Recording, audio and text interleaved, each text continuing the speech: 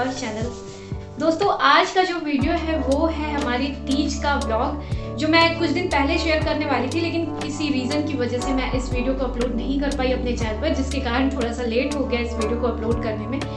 पर कोई बात नहीं है, लेकिन अब मैं आ गई हूँ आप लोगों के लिए अपनी तीज का व्लॉग लेकर के, जिसमें मैं स्पेशली पूजा का व्लॉग बनाया है। और स्टार्टिंग से लेकर एंड तक मैंने जितना भी पूजा किया, तो हमारे पूजा मैं खुद से नहीं करती हूँ, मैं पंडित जी को बुलाती हूँ और बहुत विधि विधान से यहाँ के पंडित जी पूजा करवाते हैं। तो फ्रेंड्स, इस व्लॉग में मैंने अपने तीज की कथा से लेकर सब कुछ मैंने इसमें शेयर किया है। और जो लोग अपने घर पर ही कथा सुनना चाहते हैं और जिनके पास बुक भी नहीं है या फिर पंडित जी की सुविधा नहीं है, तो इस व्लॉग को आप देख सकते हैं जरूर से। और हमारा जो लुक है, हमारा जो मेकअप था, हमारी मेहंदी थी, मेहंदी किसने लगाया और मेहंदी मैंने कैसे लगाया, वो सारी वीडियो के लिए मैं एक अलग से वीडियो बनाने वाली हूँ, ताकि ये वीडियो बहुत लंबा नहीं हो जाए। तो दोस्तों, आप लोग हमारे चैनल को सब्सक्राइब कर लीजिए, ताकि आने वाला वीडियो आप लोग ज़रूर से देख पाए और मिस ना हो जाए। तो वीडियो को एक लाइक कीजिएगा और जय माता दी ज़रूर से लिखिएगा। तो चलिए वीडियो को स्टार्ट करते हैं। Let's get start. ये क्या बनाया है पंडित जी इसमें? शंकर जी हैं, पार्वती जी हैं, गणेश जी को प्रसाद रखे हैं उसमें। क्या चाहिए और सब कुछ नहीं हो गया। हो गया ना?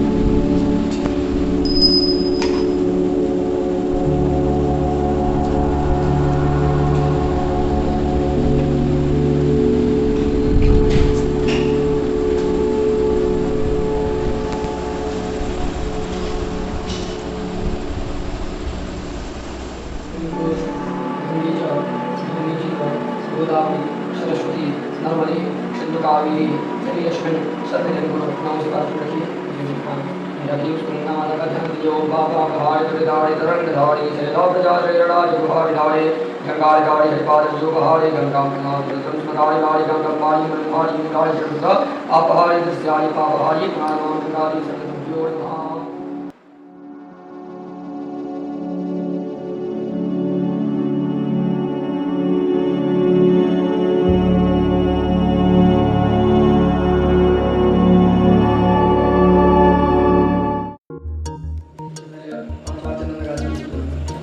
ओम स्वाम गंधर्वा गण स्वामी सुतवा बृहस्पति त्वां खाली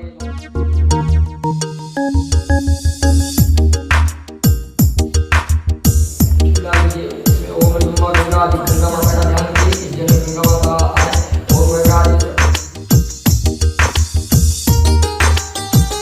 स्वाहा अग्न्यां गरुड़ध्वजा दक्षिणे पद्मनाभस्तु नैत्यां सुदना पश्चिमे पादगोविंदो बालभ्यां पूजनार्थ उदरी श्रीमते क्षेत यस्यानां तुमेश्वर मंत्रो गोवर्धन रक्षेत उपर एवं अंतिम दैवचा एवं शिशु रक्षेत वासुदेव जनार्दन। यदि आसन में हाथ बंद दीजिए। ओम यमासनार्थी ओम पृथ्वी मंत्रशिरा में रूपस्कड़ी सी सुगंध छंदा नमो देवता।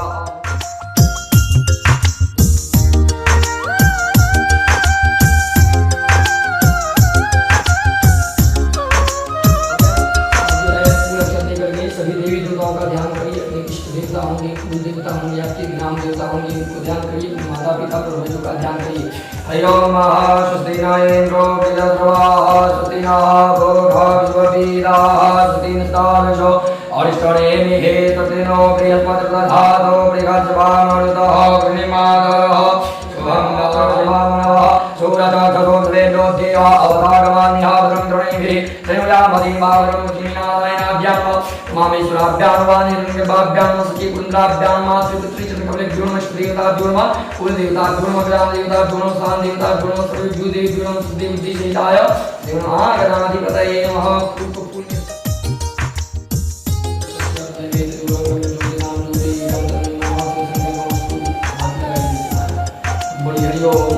विष्णु विष्णु विष्णु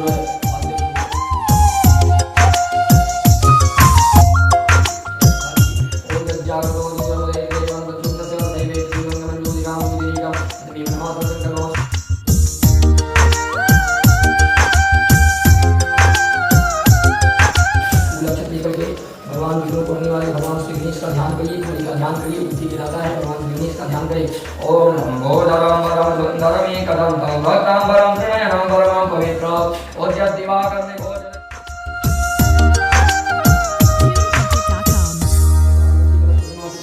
आदिग्रहणसंज्ञात्वा विसन्तबिन्दवा पुनरुज्जाति वर्तस्त्वं सानवसहस्रं चोरधारा ऐस्तति पुनर्माविताद्रयी कलस्मृतिं वर्तिजलसन्तिः ओम वर्णस्योतं भर्मसि वर्णस्य सर्वसर्जने सो वर्णस्य ऋतसदनसि वर्णस्य ऋतसदनासि वर्णस्य ऋतसदनासि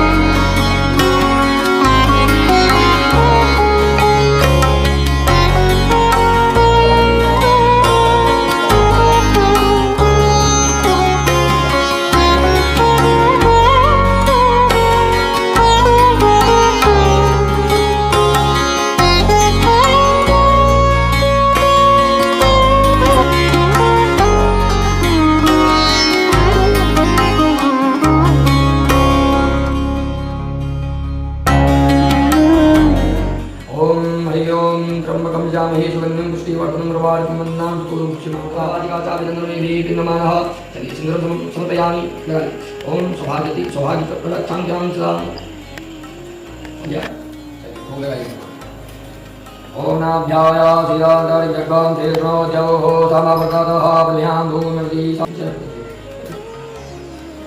धन्यवादयामि छूने वाला सामान हम चलता नहीं है कल चुकाता है आपको यही सब फल पीना ना कल छू करके आप दे दीजिएगा चलना है तो भगवान हो जाएगा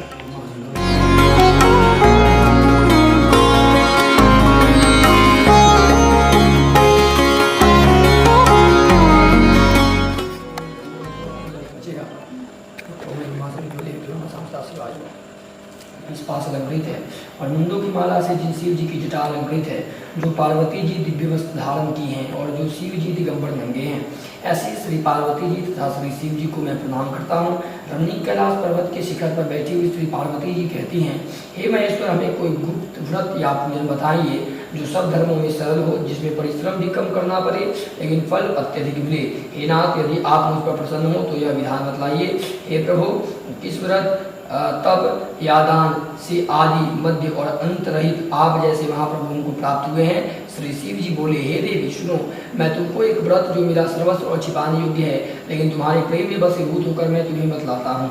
शिव जी ने कहा, भारतवर्ष में जैसे नक्षत्रों में चंद्रमा, ग्रहों में सूर्य, वर्णों में ब्रह्मन, देवताओं में विष्णु भगवान, नदियों में गंगा, पुराणों में महाभारत, वेदों में सामवेद, इंद्रियों में मन श्रेष्ठ है, सब पुराणों और वेदों का सर्वस्व जिस तरह कहा गया है, मैं तुम्हें एक प्राचीन व्रत बतलाता हूँ, एकाग्र मन से सुनो।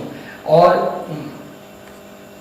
जिस व्रत के प्रभाव से तुमने मेरा आधा आसन प्राप्त किया है वह मैं तुमसे बतलाऊंगा, क्योंकि तुम मेरी प्रेयसी हो। भाद्रपद मास की हस्त नक्षत्र से युक्त शुक्ल पक्ष की तृतीया तिथि को उसका अनुष्ठान मात्र करने से स्त्रियां सब पापों से मुक्त हो जाती हैं। ये देवी, तुमने आज से बहुत दिनों पहले हिमालय पर्वत पर इस व्रत को किया था, यह वृतांत मैं तुमसे कहूँगा। पार्वती जी ने पूछा, हे नाथ, मैंने यह व्रत क्यों किया था और यह सब आपके मुख से मैं सुनना चाहती हूँ। उत्तर की ओर एक बड़ा रमणीक और पर्वतों में श्रेष्ठ हिमवान नामक पर्वत है।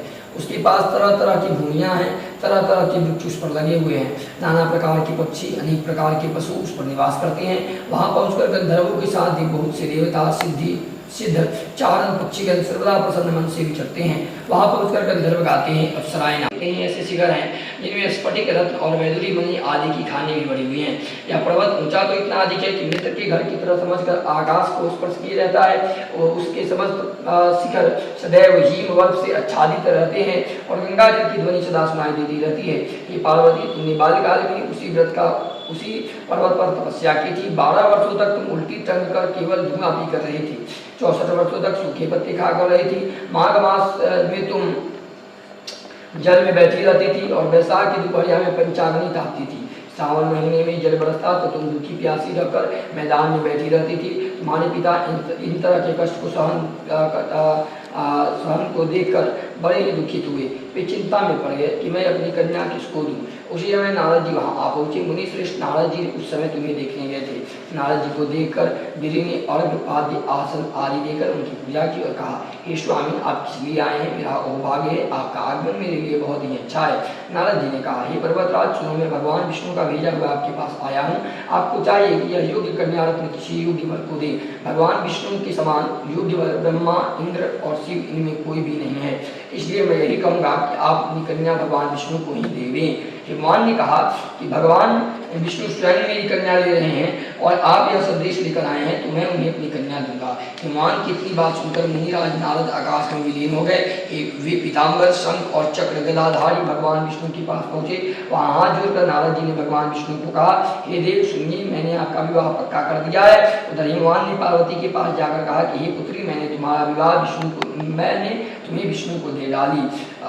तब पिता की बात सुनकर तुम बिना उत्तर दिए वहां से अपनी सखी के घर चली गई। वही जमीन पर पड़कर तुम बहुत ही दुखी हुई, होती हुई विलाप करने लगी। तुमको इस प्रकार विलाप करते हुए देखकर के सखी बोली, तुम क्यों इतनी दुखी हो? इसका कारण तुम बताइए।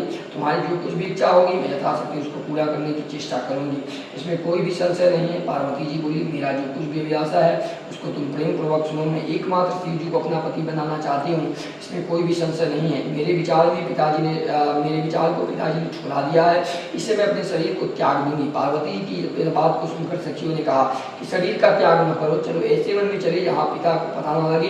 ऐसी सलाह कर तुम वैसे वन में जा पहुंची। उधर तुम्हारे पिता घर घर तुम्हें खोजने लगे। दूतों द्वारा भी खबर लेने लगी कि कौन देवता या किन्नर मेरी पुत्री को हर ले गया है। उन्होंने मन ही मन में कहा कि मैं नारद जी के आगे प्रतिज्ञा कर चुका हूँ कि अपनी पुत्री भगवान विष्णु को ही दूंगा। ऐसा सोचते सोचते ही मान मूर्छित हो गए। गिरिराज को मूर्छित देखकर लोग हाहाकार कर दौड़ पड़े। जब होश हुआ तो पूछने लगे कि गिरिराज, अपनी मूर्छा का कारण तो बताइए। हिमान ने कहा, आप लोग मेरे दुख का कारण सुने। न मालूम कौन मेरी कन्या को हर ले गया है। ऐसा नहीं हुआ तो किसी काले सांप ने काट लिया या सिंह खा गए होंगे। हाय हाय, मेरी बेटी कहाँ गई? इसे दुष्ट ने मेरी पुत्री को मार डाला। ऐसा कह वे वायु के झोंके कांपते हुए वृक्ष के समान कांपने लगे। इसके बाद हिमवान ने तुम्हें वन खोजने लगे। वह वन भी सिंह भालू हिमा था। तुम भी अपनी सखियों के साथ उस भयानक वन में चलती चलती एक ऐसी जगह जा पहुंची जहाँ नदी बह रही थी। उसके रमणीक तट पर एक बड़ी सी कंदरा थी। तुमने उसी कंदरा में आश्रम बना लिया और मेरी बालिका में प्रतिमा बनाकर अपनी सखियों के साथ निराहार और कर्मेय आराधना करने लगी। जब भाद्रपद शुक्ल पक्ष की हंस तृतीया तिथि प्राप्त हुई तब तुमने मेरा विधिवत पूजन किया और रात भर जाकर गीत वाद्य आदि से मुझे प्रसन्न करने में बिताया।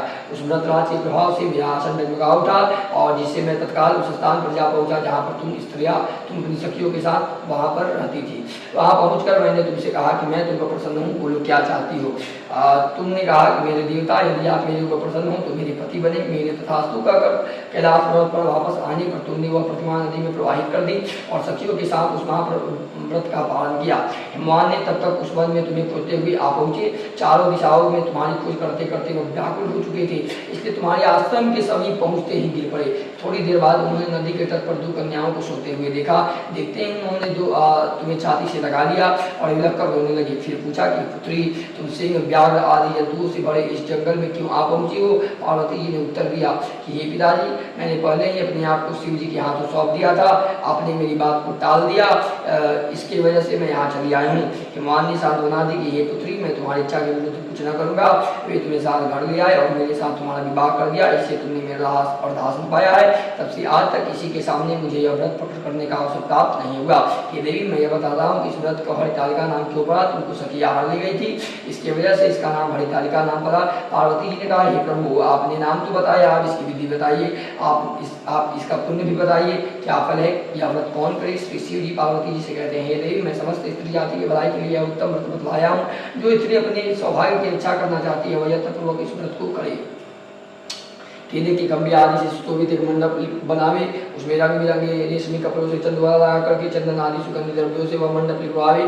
फिर शंख, भेरी, मृदंग आदि बजाते हुए बहुत से लोगों को एकत्रित कर तरह तरह का मंगलाचार करते हुए मंडप में पार्वती शिव जी की प्रतिमा स्थापित करे। उस रोज दिन भर उपवास कर बहुत से सुगंधित फूल, सुगंध और मनोहर धूप, नाना प्रकार के नैवेद्य आदि एकत्र कर मेरी पूजा करे और रात भर जाकर करे। और ऊपर जो जो वस्तुएं गिनाई गई हैं उसके अतिरिक्त नारियल, सुपारी, जबीरी, नींबू, लौंग, अनार, नारंगी आदि जो फल प्राप्त हो सके उसको इकट्ठा कर ले। उस ऋतु में जो फल तथा फल फूल मिल सके उसे विशेष रूप से रखे। इसके बाद धूप दीप आदि का पूजन कर प्रार्थना करें। आप बोलिए, हे शिवे, हे शिवरूपिणी, हे मंगले, सब अर्थों को देने वाली हे देवी, हे शिव रूपे आपको नमस्कार है। हे शिव रूपे आपको नमस्कार है। हे जगद्धात्री आपको नमस्कार है। हे सिंहवाहिनी संसार के भय से भयभीत मुझ दीन की रक्षा करे, इस कामना की पूर्ति के लिए मैंने आपकी पूजा की है। हे पार्वती मुझे राज्य और सौभाग्य दे, मुझ पर प्रसन्न होवे। इन्हीं मंत्रों से पार्वती शिव जी की पूजा करे, तदनंतर विधि पूर्वक कथा सुने और ब्राह्मण को वस्त्र गौ सुवर्ण आदि देवे। इस तरह एकत्रित होकर के स्त्री पुरुष दोनों एक साथ पूजन करे, फिर व्रत आदि जो कुछ हो उसका संकल्प करे। हे देवी, जो स्त्री इस प्रकार पूजन करती है वह सब पापों से छूट जाती है, उसे 7 जन्म तक सुख तथा सौभाग्य प्राप्त होता है।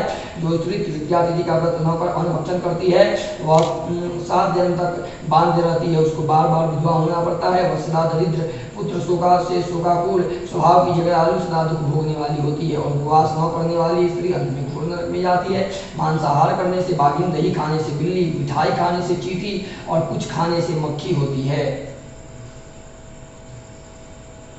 तीज को अन्न खाने से सुकड़ी, फल खाने से बंदरिया, पानी पीने से जोक, दूध पीने से सांपिन, उस रोज सोने से अजगरी और पति को धोखा देने से मुर्गी होती है। इसलिए सभी स्त्रियां व्रत अवश्य करें। दूसरे दिन सुवर्ण, चांदी, तांबा अथवा बांस के पात्र में अन्न भरकर ब्राह्मण को दान दे और पालन करे। जो स्त्री इस प्रकार व्रत करती है वह मेरे समान पति पाती है, और जब वह मरने लगती है तो तुम्हारे समान उसका रूप हो जाता है। उसे सब प्रकार की संसारिक भोग और संयुक्त मुक्ति मिल जाती है। इस हरितालिका की व्रत कथा मात्र सुन लेने से प्राणी को 1000 अश्वमेध और सैकड़ों वाजपेयी युक्त करने का फल प्राप्त होता है। हे देवी, मैंने यह व्रतों में उत्तम व्रत बतलाया जिसके करने से प्राणी सब पापों से छूट जाता है, इसमें कोई भी संशय नहीं है। प्रेम से बोलिए श्री शंकर भगवान की जय। बोल बम बम बम महादेव।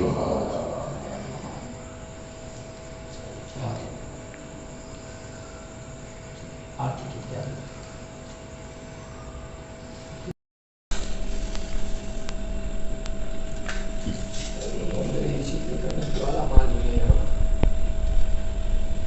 घी का नहीं चलेगा?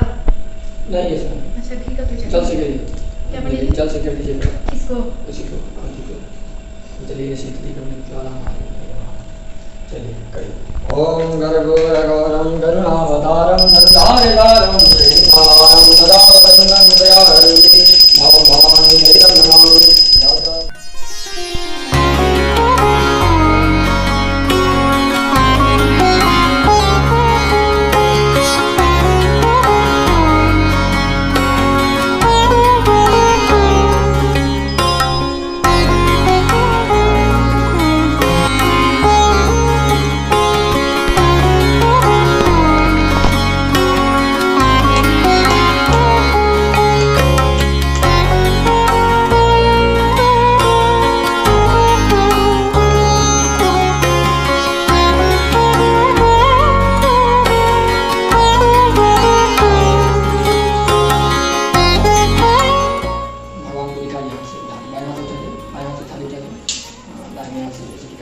ओम देवालयों देवालयों विद्यालयों अपनी तरफ आत्मा में अच्छी